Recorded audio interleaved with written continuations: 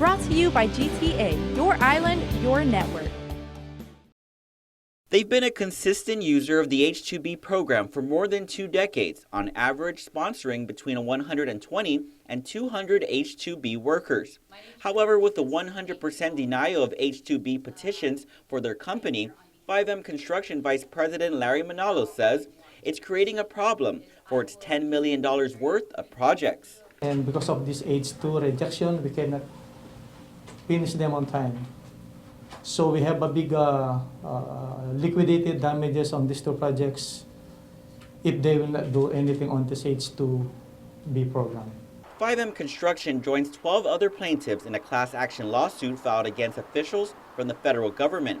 Attorney Jennifer Davis says the plaintiffs are not seeking monetary damage, but rather clarification from the U.S. Citizenship and Immigration Service on a policy change on the H-2 petitions. We are asking the court to declare their change in policy as unlawful because they have this long-standing policy of adjudicating our H-2b petitions in a certain way.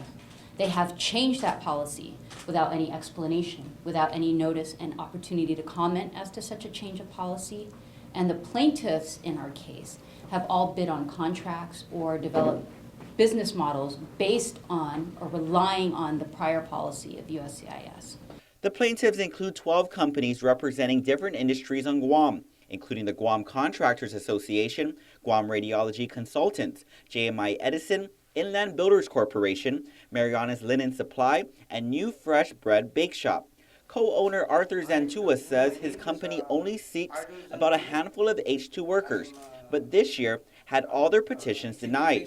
He says the denial of other petitions have impacted sales as well, with a reported loss of $300 to $400 a day from customers who are mostly H-2 workers. So for us as a bakery or retail business, it's more on effect of these shortages of workers. Attorney Davis, meanwhile, says while H-2 petitions can only be filed on certain periods of the year, because of the military buildup, Guam has been exempt and is allowed to file whenever. She adds while immigration has indicated there is no change in policy, the change in numbers indicate otherwise, resulting in what she calls a crisis. And just to give you an example, up until 2015, Guam was experiencing over a 95% approval rate on our H-2b petitions. Since 2016, our approval rating has gone down to less than 1%. In the meantime, with the filing of the lawsuit today, the defendants from the federal government have 60 days to respond, with the first court hearing expected for early next year. Reporting for Guam's News Network, I'm Ken Quintaniza.